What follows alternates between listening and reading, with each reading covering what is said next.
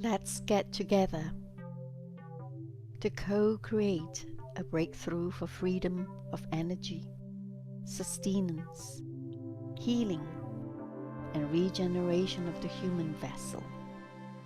Welcome to FESIG, the Free Energy Special Interest Group, where science meets spirituality in the quest for truth and knowledge to free humanity and transform this planet into a paradise. Hi, everyone. Welcome back to physics sessions of the 91st meeting. And today is the 4th of August, 2021. And we had such a wonderful time. We were thrilled to bits listening and watching the cymatic playing out on the screen from Sean Pikasik and David Schiermeier. So it's oh wow, it's so fascinating. Anyway, so I just wanted to quickly, Pontus, if you could pull up the agenda, Oh, well, yes, because sure. we are all stand alone here on every session. Yeah, thank you so much. FESIG is a free energy special interest group. It is a platform where science meets spirituality, and we have technology is covering not just free energy, it's healing as well, and esoteric science and spirit coming together here. So if we move down to the agenda very quickly, so we will see what's next that we have in store for you for this 91st meeting. Sorry, it's 91st, not 90th. So we have completed the first session where Sean Pikasik is talking about his cymatics work and mesmerizing. And the second session we just finished, where David Schiermeier was talking about his work as well, and the two of them were like as thick as thieves, the two geniuses of cymatics, and we so enjoyed and thrilled to bits watching their presentation. And then the third session now coming up very quickly now is Graham Forscutt. Graham Forscutt is the Galactic Astrologist, and he will reveal how Astro-Genetic Galactic Astrology uses the phi geometry that underlies our etheric DNA, helix, and molecule. And it's got something to do with cymatics as well. So it's necessary to decode our oversoul Akashic records, and he's reading Starseeds Akashic records. So, and then once we've done that, all the three sessions, stay on, hang on here, folks, because we're going to have a fourth session, and that is the speakers panel session, having a forum with FESIG. And then once we finish that, we will make it short here. That is, the forum will be like 40 minutes or so. And then we need to pen down in your diary the 92nd FESIG meeting, which will be held on the 1st of September, where we will be following up with this wonderful, thrilling science and art and creativity, as well as spirit in there as well. We'll follow up into the talk on water, okay? The spirit of water, where Dr. Imoto Masaru's protege will be continuing his work. And then we will be inviting, well, of course, it's already confirmed, Professor Dr. Gerard Pollack will be talking about the fourth phase of water. So now we are unraveling the mysteries of water and frequencies and vibration, and it's so exciting, folks. So please stay on. Okay, now thank you so much, Pontus. And if you want to like subscribe, okay, go to our website truevisionofpeace.com/physic.html and look for join us button, click on that and fill in a short little form, and you'll be in our database and you'll be studying together with us, thrilled to bits from all these geniuses that we are inviting from all over the world to present what they know and share their skills and knowledge with us. So write to me, crystal@truevisionpeace.com. Thank you, Pontus, for sharing that. Right. So I just wanted to share very quickly as well, because some of the speakers don't see what we had for them. I did a lot of work actually promoting these geniuses. So you can see that once you subscribe and you're in a database, you'll be receiving once a month, only once a month, all in our newsletter, our reports of the last meeting, and the invitation to attend our meeting like this one on MailChimp out. So you must give us your email address so you can be in the database, okay, to receive all this.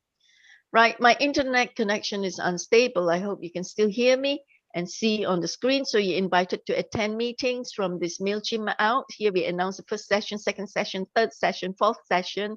And we have Sean here. Sean's looking great. He didn't show himself on the video, but here you see him. This is how Sean looks like. And then he's got his beautiful, beautiful cymatic art there. Okay.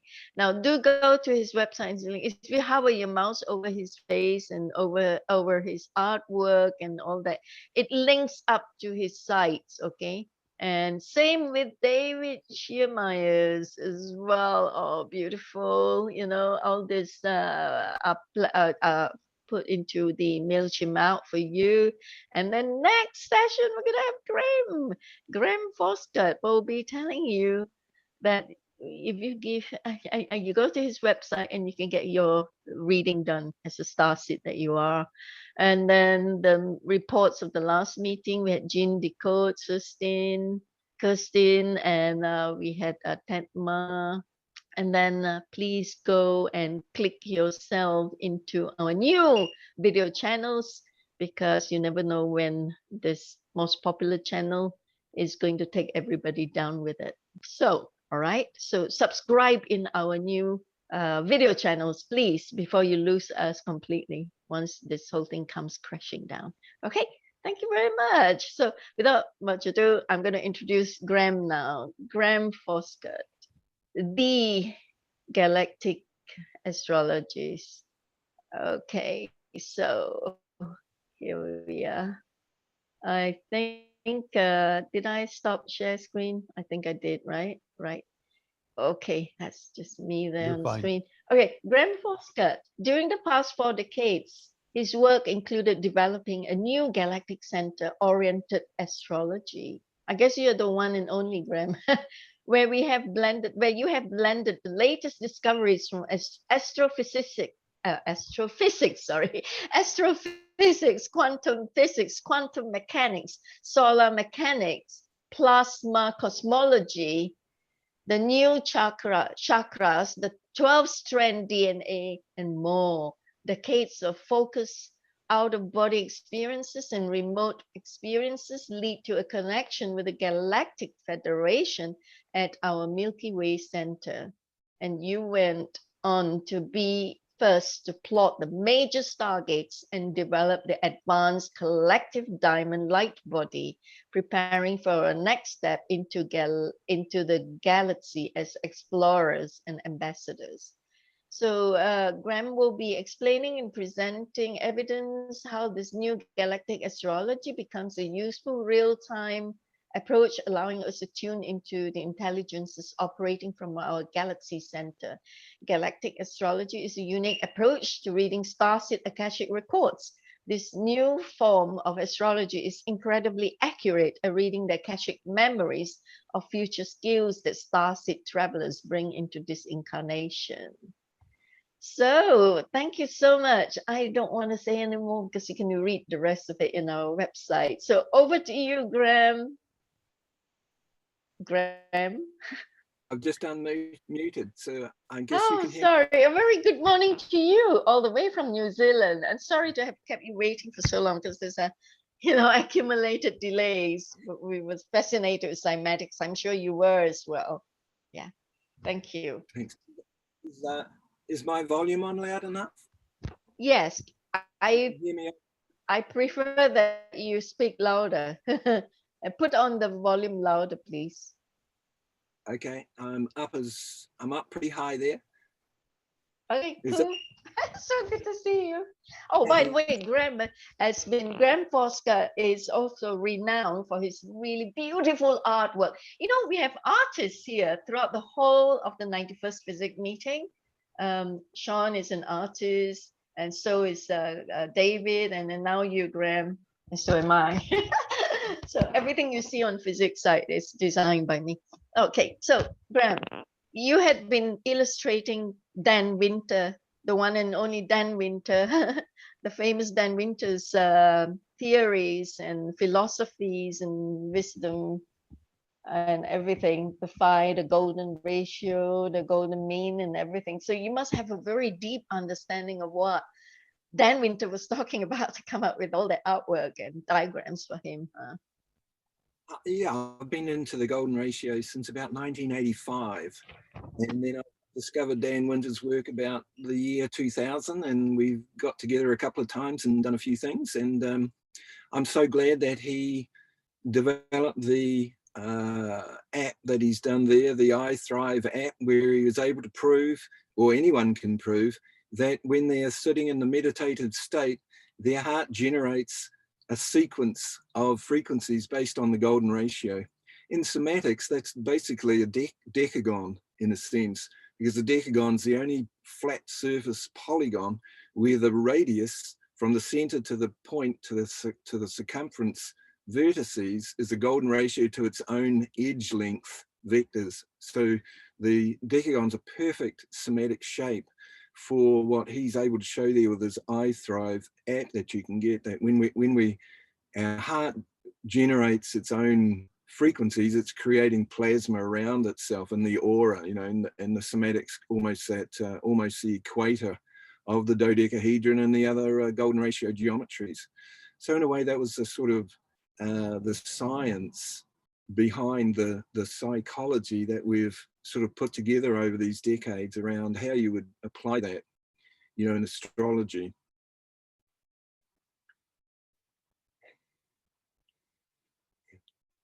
What? I've lost your voice. I can't hear. We can hear you. But Crystal is muted.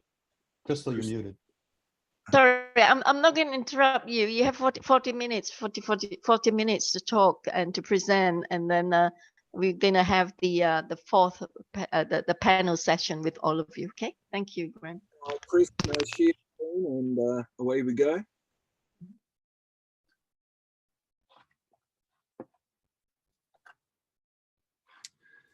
So if everyone can hear me, I'd like to introduce first a overview or a larger perspective, just to sort of bring things into context. And then after the first few images here, we'll kind of get down and have a look at more what's going on with the actual astrology. So this is an image from Nature magazine, I think it is. So it's their view, as accurate as they can get, of the kind of size relationships you'd get when you're looking at our Milky Way from sort of outside the galaxy there. And you can see how large the center is there. And then I've got a pentagon there, and we have the star systems, our sun there, the Pleiades, and you can see how the size relationships. Our sun or our solar systems are basically like a pinprick on the page there. So very small in relationship to the size of the galactic center there. So most of the stars and the different supposed star families or star groups that have been interacting with our Earth over the past and perhaps in the present as well, are all really in that pentagon there.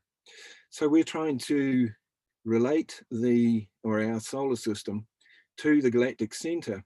And we see that as real time, in the sense that the physicists already have conducted experiments that two locations can interact in real time, no matter what the distance. And considering that we're almost at the stage now where, like with Emoto's work, our mind can interact over a distance. And in my mind, there's no doubt that more advanced groups, more advanced societies can certainly transfer their thoughts and ideas over vast distances in real time. So that's sort of where we begin this adventure here. What I'll do now is I'll go on to the next image here. So what this one is, it's over the decades, I've endeavored to gather a certain amount of evidence to support the claims that we're going to present as far as the astrology side of it goes, as we'll see later on in these images here. So this is just a bunch of them, and I know it's hard to read here, But what I've done is I've overlaid the decagon over some of the astrophotography, the actual photography of different scales, different sizes. So we start on over this side, and here we have, for example, a bunch of galaxies here. And when we put the decagon on, we begin to see that, yes, they are sort of positioned on the decagon here. And if we look at the known photographs, looking down the DNA helix, our own DNA helix is basically defined as a decagon. So the DNA helix in cross section, the plasma side of if you like, is a decagon. So when we're looking at these structures, this one here centered at the central galaxy in what they call Virgo A, the cluster, which our Milky Way is part of, we see the actual decagon sort of clustering here, and we see the bunches of galaxies here and up here and over here. And here's the kind of the plasma tube, the plasma cosmologist, electric universe people are saying, coming out in this direction. So we've got another decagon there. But this whole cluster of galaxies is nested inside a much larger cluster here, which is the Larakia, I'm not sure I'm saying that right. And this is centered at what they call the Great Attractor. So this whole cluster here is just one of these arms. And here again, we see the decagon and how the plasma, the creation at a larger scale is the same thing. And it goes on even further. There's a large one here. It's a bit harder to see, but this whole cluster of galaxies is just one arm here coming out of this much larger again. And here we've got the decagon there, and across there, and down there, and down there. This is called Shapley A, which is the largest as yet known cluster in the galaxy, in the universe. So when we did that, and we looked at some of the other stream, this is an actual, the back image there is the actual image from this group here, and we've overlaid the decagon on what they call the streams of galaxies. Same thing again, when we look at the angles of these streams of galaxies, we can certainly overlay the decagon and see that that is unfolding in that kind of way. Here's a slightly bigger image of it over here. So we go on and we can do that. Oh, here's the actual DNA with the helix here and the decagon here. So it certainly fits in with the somatics. Then up here we've got, I know this will be impossible to see, but this is our solar system with the sun at the center here. And I've got these arrows going out to major known stars like the Pleiades, the Arcturus and Sirius, and then extending out further to some of these locations outside our galaxy. And it's almost impossible to imagine, but the distances around here that link these different structures up that are out in these directions from our own solar system, which would appear to be unconnected to some of these larger structures. In fact, we can build these, or we can put the decagon on here, and we can see there's 36 degrees within our solar system, looking at two of these different out of our galaxy structures. And then the inside here, we've got other directions. There's 144 degrees around to there, so that's part of a decagon. This is where they see some of the first pulses that were discovered. They were arrayed around our solar system in a decagon fashion. They're pumping frequencies out based on the Fibonacci numbers. So we begin to see that the universe isn't a bunch of random events. It's much more coherent than that. I'll just move to the next next image here. So this one is just to show really, we've got our solar system in here and so on, the different equators that link our solar equator to the galactic equator. So not much here, just a kind of frame of reference which astronomers use and becomes useful in astrology when you're jumping out of the solar system and building up the spherical image of where the stars, constellations and other galaxies are and so on. So that's more of just the different equators. We know here that the dodecahedron, if we were to slice it in half, the equator's basically a decagon, which is here. And we got some of these other images, which is more the got the dodecahedron here, we've got another structure in here.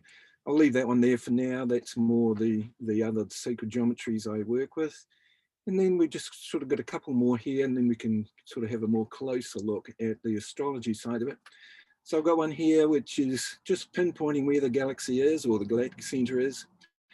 In astrology, we've got the Sagittarius, and he's releasing his arrow towards the source, or towards the future, or towards higher knowledge or higher wisdom. And here's Sagittarius with his arrow, and there's the Galactic Centre. So, you know, in astrology, there must have been some basis for the, you know, the actual science when they were playing around with astrology earlier on. Of course, it all slightly changes due to the precision of the equinoxes, so things do change over time. So another image here, here's that same Sagittarius again with his bow there, and there's the Galactic Centre here. Oh, oops, got text in there, and this again is just showing some of the, you know, the angles of the equators in relationship to our solar system, solar equator to the galactic equator. There's the international day of the international date line, December 21st. Well, the Earth would be right there, and there's the Galactic Centre there. So that's why the solstice date and those few days before the Earth there on June 18th, June 19th, June 21st, it gets to there. So there's a little area there where there's a direct alignment to the Galactic Centre. And the other noteworthy thing here is that this line down there, that's the equator of the Milky Way, which is that sort of whited dots there. And here's our solar system equator there, where the Earth is traveling along there. Well, that angle there is about 60 degrees. And in Dan Winter's work, if you wanted to build a cone and wrap around the exact phi spiral, the golden ratio spiral, you'd build a cone that's about 60 degrees. So the angle, offset angle, that our solar system is enmeshed, embedded into the galaxy, is about 60 degrees, the same as the cone angle of the golden ratio spiral. And that point there in astrology in the past has been called the point of avatar. In my view, and the golden ratio dynamics of how you would go through the speed of light, or how you go through a portal and so on and so on. Well, that portal is right there. And that would be a good place for the entry into our solar system due to the dynamics of if you're familiar with Dan Winter's work, you've got two pine cones, he calls them. Well, that pine cone's basically a 60-degree angle, and here's the other one here, another 60-degree angle, so there's the meeting point there. So that links the interstellar to interplanetary. So we've gone from the galaxy into our solar system. And we've got another image here, and this is just more for visual kind of beauty. There's the famous TV show, etc., called Stargate, and there it is, 1, 2, 3, 4, 5, 6, 7, 8, 9, 10. There's 10 there. So they've even got it right in the TV show. Sometimes they do have it as 9, but sometimes they have it as 10. I guess it depends who draws it up. And of course, in the movie Stargate, you had to know how to key in your destination frequencies and so on at the points here. And so here we have our first image of our solar system, and this is the first step into what we call sun-centered, heliocentered astrology. And once we do that, we can then link to the Galactic Centre. So we'll got another couple of images which expand on this one in the next shot here. So here it is.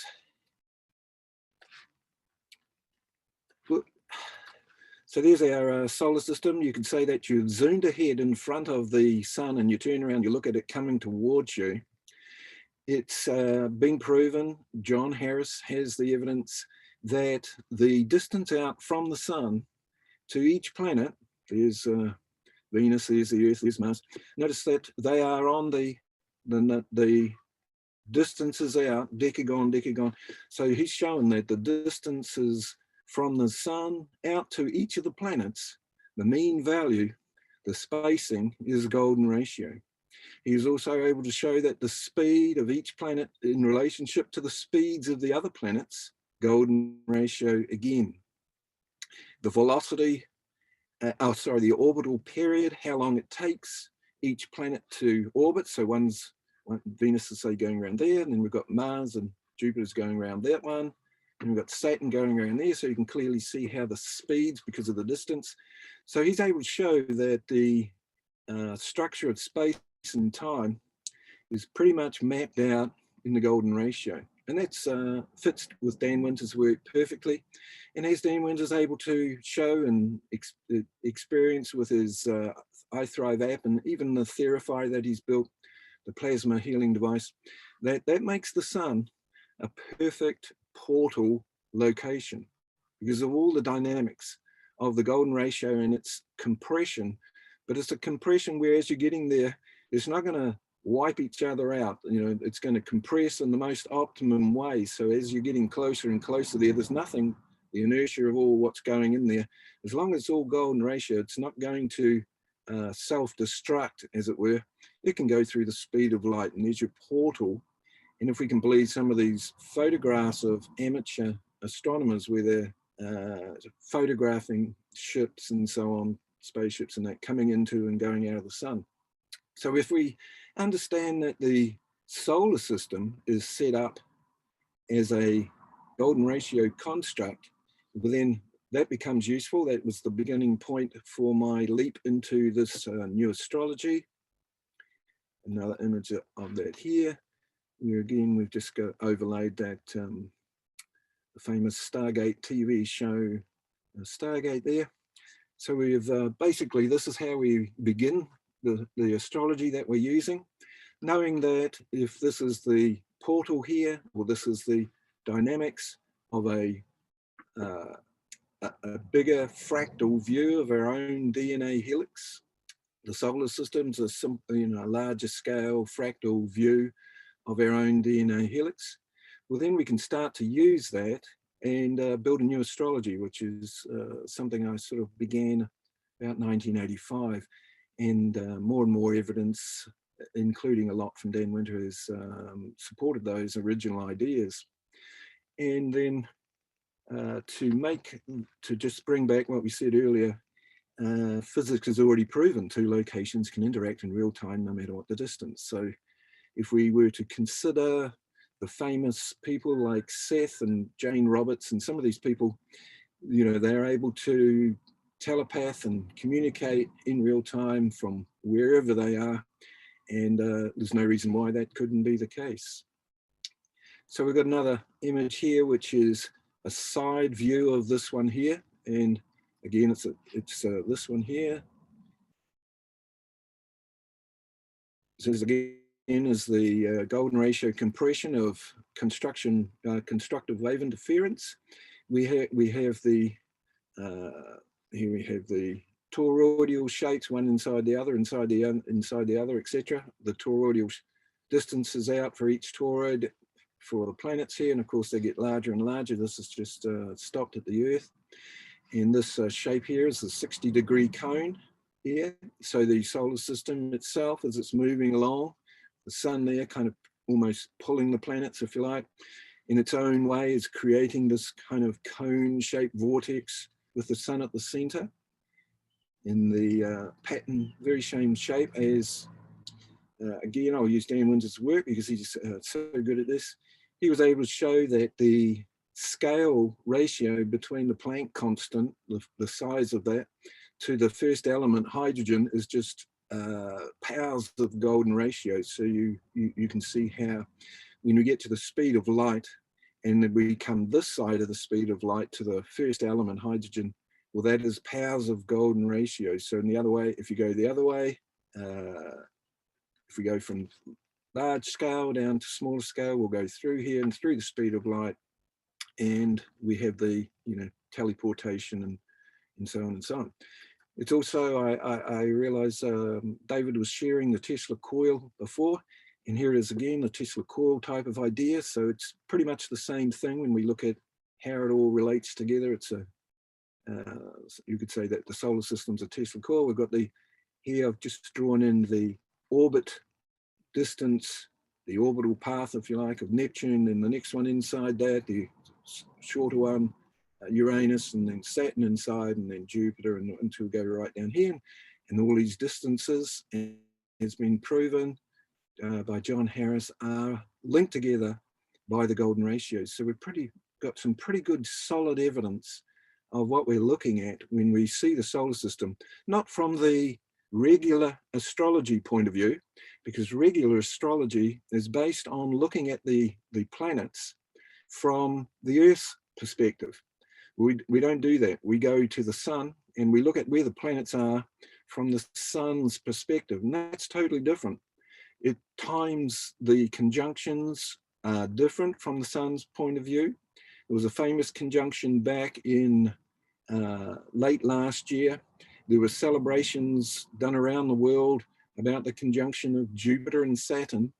And from the Earth, that looked to be happening about December 21st.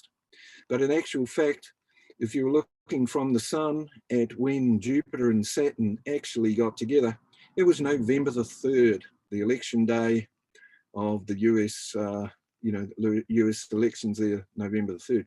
And of course, Saturn represents structures and systems, and Jupiter, in one sense, can represent the justice aspect of things.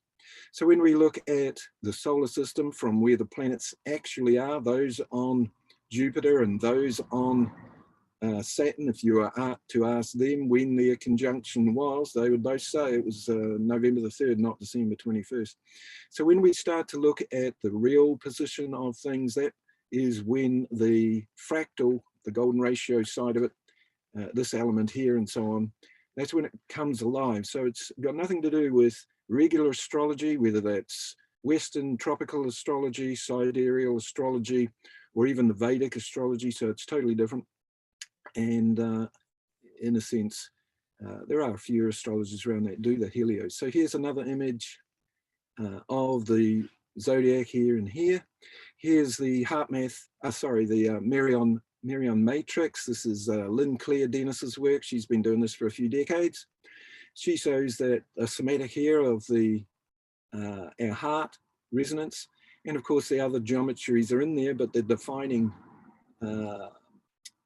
resonance pattern of our heart when we're sort of meditating and so on, based on the decagon again. So the somatic there in real time, there's YouTubes about that, fits with Dan Winter's more frequency device, the I Thrive device. So we became friends with Lynn Claire about a decade ago. We shared a few things there.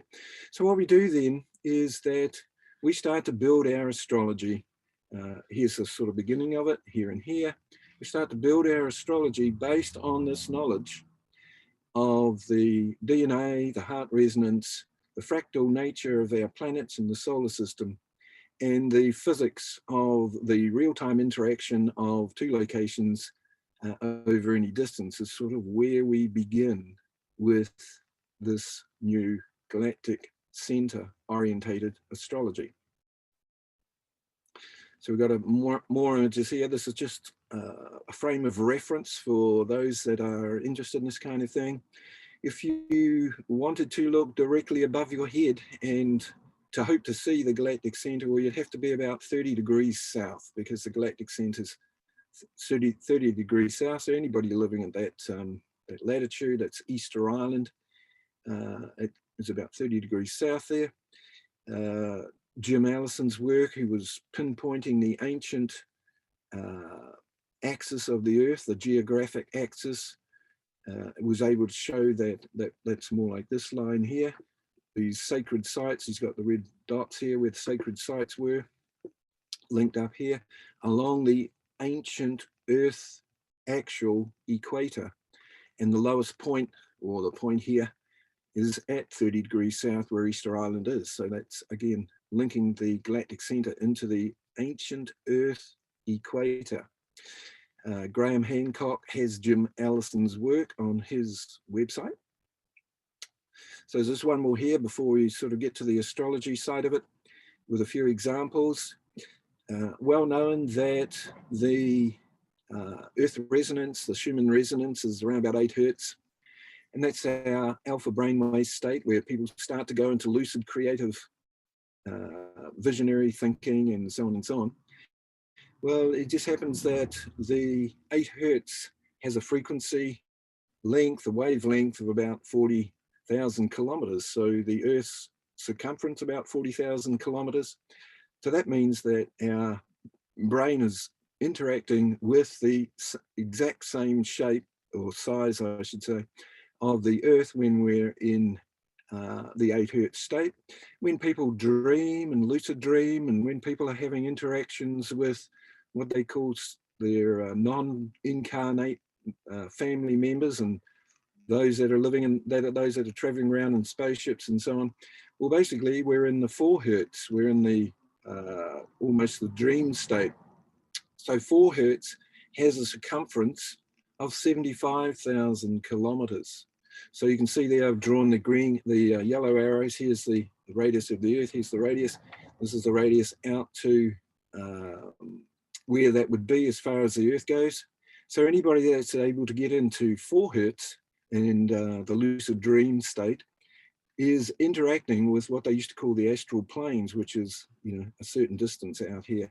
And of course, you've got the ETs flying around here in their spaceships. And when people are in their lucid dreams, the ETs are sort of talking to them in the spaceship. So they're in their dream state, and they arrive and into a spaceship, they're interacting with them and so on. So there's an actual science that can relate the brainwave states and the frequency of the brainwave states to the actual size of the Earth and so on. So pretty nice to see a little bit of evidence in that respect. So what we'll do now, if that side of it is more or less explained, we can come up with many examples. I've done many charts for individuals and groups of people, and I wanted to have ones that everybody knows about, so it's easier to sort of give these examples. So the Galactic Centre is out in that direction. There's the solstice state that we were talking about before there, the international date line, and that was where the solar system and the galactic equators meet there. The December 21st of the Mayan calendar and so on's right there. So those last few degrees of tropical Sagittarius, that's the direction of the Galactic Centre. When we look at people, famous people and groups that are here on a soul group project, here's a good example. We've got Paul McCartney born here with the Earth here.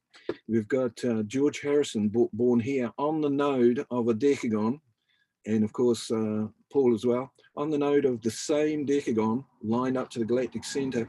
And over here we've got John Lennon born here on this node, as well as his son Sean Lennon. So we've got John and his son here on this node.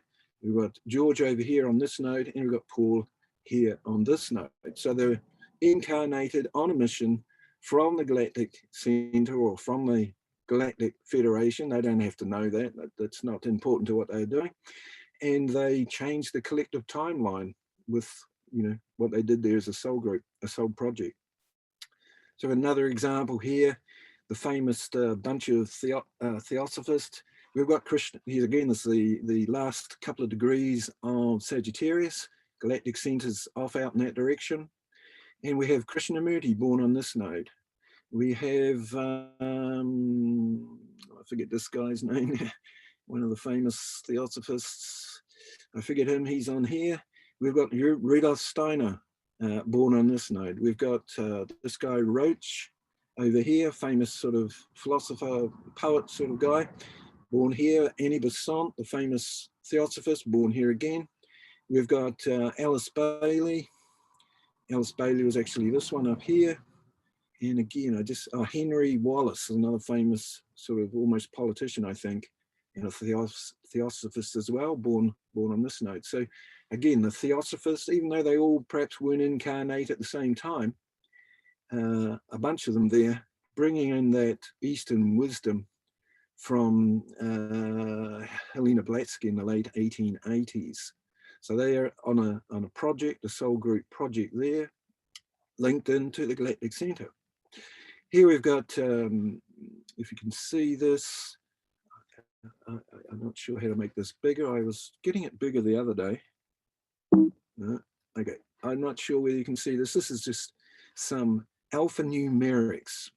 Once again, this is something that Dan Winder was able to show, that alphanumerics, or the curvy letters of the English alphabet, are snapshots of the golden ratio spiral going through and around the torus shape. So the letters themselves are embedded in the fractal itself. So there's no surprises then if A is 1 and Z is 26, a letter for a number.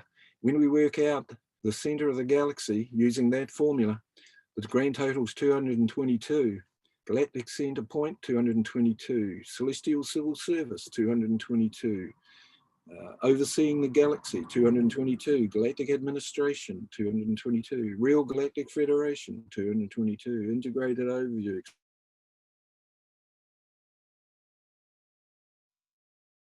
26. So this group here equal the grand total of 253. So we have here Galactic Centre Astrology. We have the Incarnated Ascended Master. We have Initiated in the Solar Core, which is what we were describing before about the Sun as the centre in the helio, or in the Sun-centered astrology, and the layout of the planets and so on in the Golden Ratio. We have Starseed Activation Chamber, tuned to the Galactic Centre, represent Galactic Council, sorry it's been wiped out there, Awakened Starseed Wanderers, Grounded Cosmic Energies, Applying Golden Fire Ratio, Enlightened Co-Creatorships. So we've got some interesting ideas there. Then we've got another example here, which is a group of people here. And what we did this time, because we don't have to use the Galactic Centre as our frame of reference, because many starseed, of course, or we could easily say people who have genetics along their family tree from some of these different star systems or star groups that have interacted with this Earth and humanity in the past. So what we do here in this example, and we've got many examples like this, the arrow here, this red arrow, is going to Rigel, one of the major star systems in the constellation of Orion. Rigel, known as the Thoth, T-H-O-T-H, the Thoth group, the star family there, and Thoth, the emerald tablets, basically coming from Rigel. Well, when we put the decagon there with one of the points aiming at Rigel, then we can find other people who are born, their astrogenetic signature, a map they've left written in the stars. When we put the decagon starting at the point they're aiming to Rigel, we have Sinead O'Connor, we have Leonard Nimoy there, we have what's his name? The famous architect, Frank Lloyd Wright. We have Yoko Ono there. We have Carrie Ann Moss there. And, you know, some of these famous people that you'd almost expect when you get to know their makeup, their character, and often what they're here to do. You know, they have sort of similar roles to play out. So this is just a map from Lisa Royale showing the supposed journey of the genetics that we're familiar with as humans, coming out of some of these solar systems originally, and the route that they ended up taking to get to the Earth, if that's important and useful. And then here we have just one example. I decided to use Elizabeth Warren because it was her birthday not so long ago, and I wanted to look at her chart. So we got her there. We have, again, the Galactic Centre here up through the last few degrees of tropical Sagittarius. And then we were able to show that the Earth was lined up there to the Galactic Centre. We were able to show some of these significant asteroids. We've got Alaska there and Poseidon, and capital Atlantis. We've got Atlantis down there. We've got the asteroid itself called DNA on this node. We've got Saturn, politics there. We've got some of these other planets, these more recently discovered outer planets. We've got Neptune there, inspiration. We've got Ixion there, which is an outer planet, that one's to do with politics and rulers and accountability, responsibility. We've got ones there. So she's born with a number of, on the day she was born, a number of the significant planets on the nodes of the decagon, and she herself was lined up to the Galactic Centre. There's dozens and dozens of examples like that. Frank Zappa, Philip K. Dick, on and on it goes. The more you look at people who have made significant contributions on the planet here, often or not, even Dan Winter himself. So the Galactic Centre's out in that direction. Well, Dan Winter's born exactly on this node here, exactly the decagon linked to the Galactic Centre. So there's just dozens and dozens of examples that we've done like that. And of course, we've done at least 2,000 charts for people where we've been able to pinpoint which of these star systems they've been involved in and how they link to the Galactic Centre. So I'm not sure we'll look at that one. Of course, there's this one here. This is the final one we've got here. This is the famous image that we often see out in Facebook and that, where we have the sun in the middle there. We've got Venus trekking around the green line there, its orbit's path. We've got the Earth out there, and it's well known that every 8 years, as the Earth goes around once, then Venus goes around 5 times, and they get together conjunct, as they say, at these points, forming a pentagon. But as I mentioned earlier, with the research of John Harris, he's able to show that it's not just Venus and Earth that create this pentagon over time. It's Venus, it's Mercury, it's the Earth, it's Mars, it's Jupiter. So we've got pentagon within pentagon within pentagon within pentagon. As far as the solar system goes, it's exactly what Dan Winter talks about, phase conjugation, where the bouncing of the fractal down there forms that compression to center, but it's not a compression based on sort of wave interference. There's no wave interference really. It's a slick surf and an ever speeding acceleration towards and through the sun. Eventually, of course, going down to that hydrogen scale, and then you go down to the Planck scale. So that's our sort of bunch of images that we've brought together here. We've got many other images, but I just wanted to not overdo that side of it. There's a lot of information there. And so basically that's that side of what we had to share today.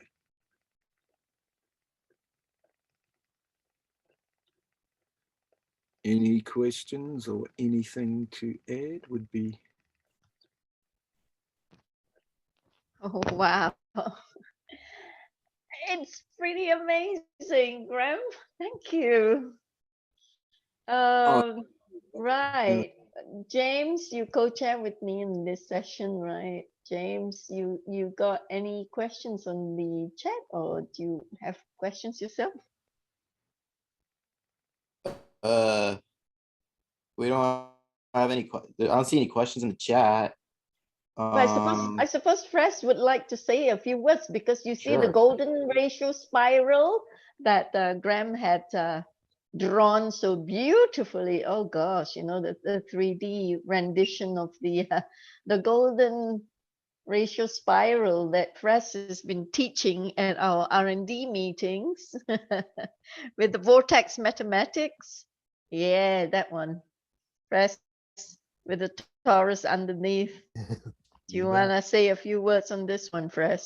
There was a couple of things that came up in frequency just recently, and one was the earthquake in Alaska. I'm going to go a little bit sideways, and it has to do with it not being quite the diameter of the planet Earth at 8 hertz. It actually ended up being right at 9 hertz, and that peaked in just south of Alaska just recently in the last few days, and that was amazing. And then to see this come up again was interesting. Any comments on that idea with earthquakes and stuff on the planet?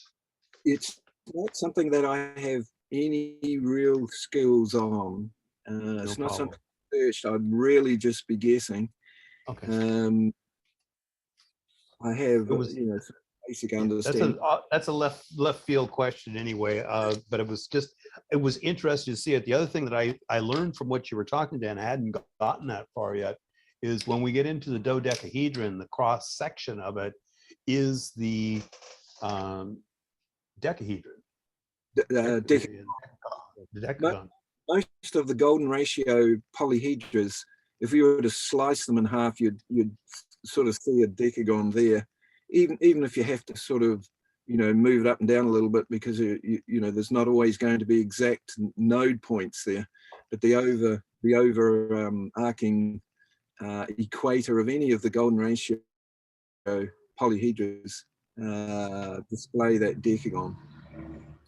I can add that in Jim Allison's work that Graham Hancock has on his website, when he presented his research about this earlier the earlier equator of the Earth, well, the north pole of that earlier equator was Alaska, and he writes about that a little bit. So I don't know whether that has any connection with what you were just saying about the earthquake there.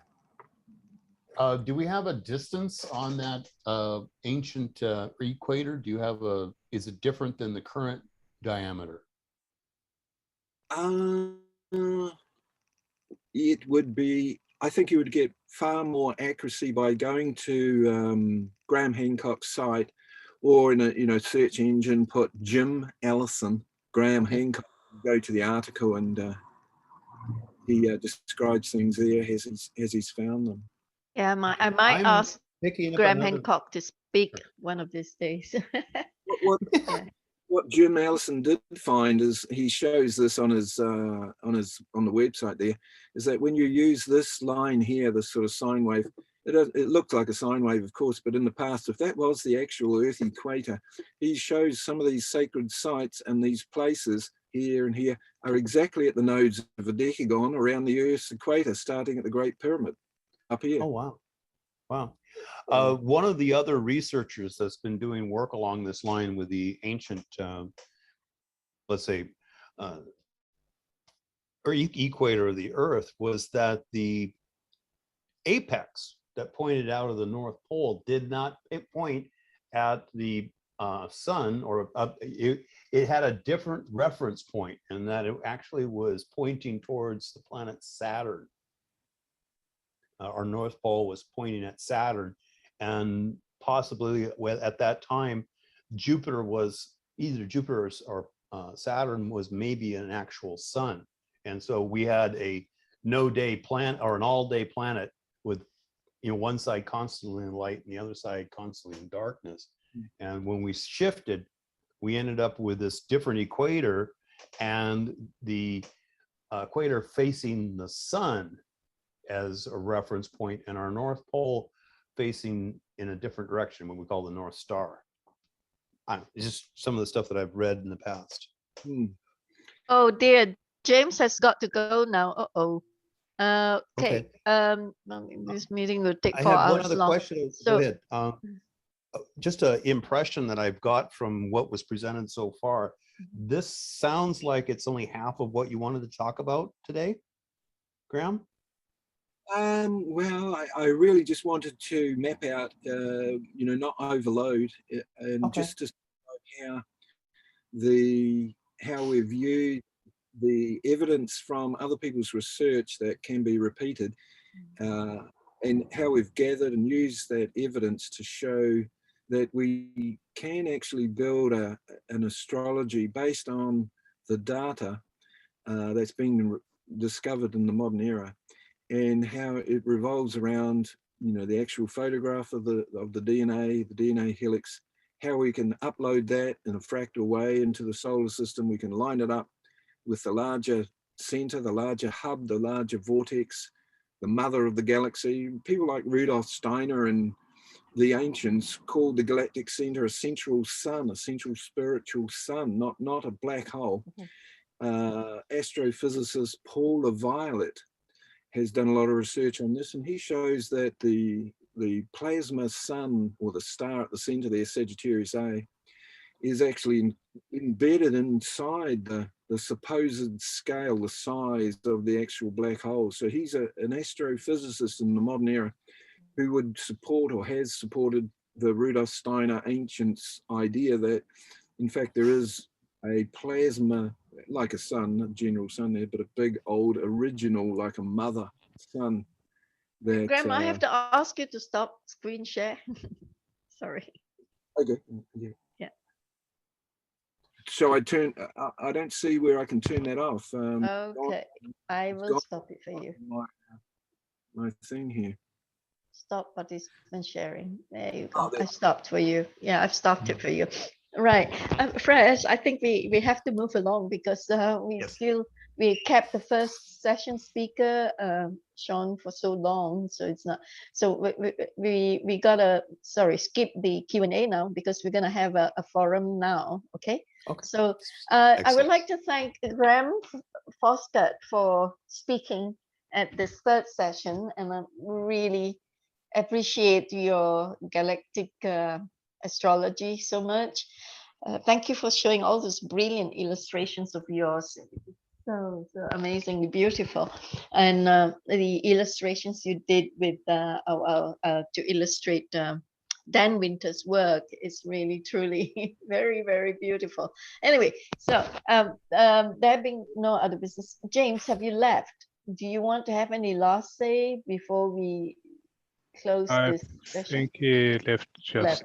Yeah, okay. So there being no other business for this third session of the 91st FESIG meeting, we will adjourn it to the fourth session where there's a panelist speaking, having a forum with FESIG. Thank you so much, Graham. Thank you. Namaste. Stop recording now, Pontus.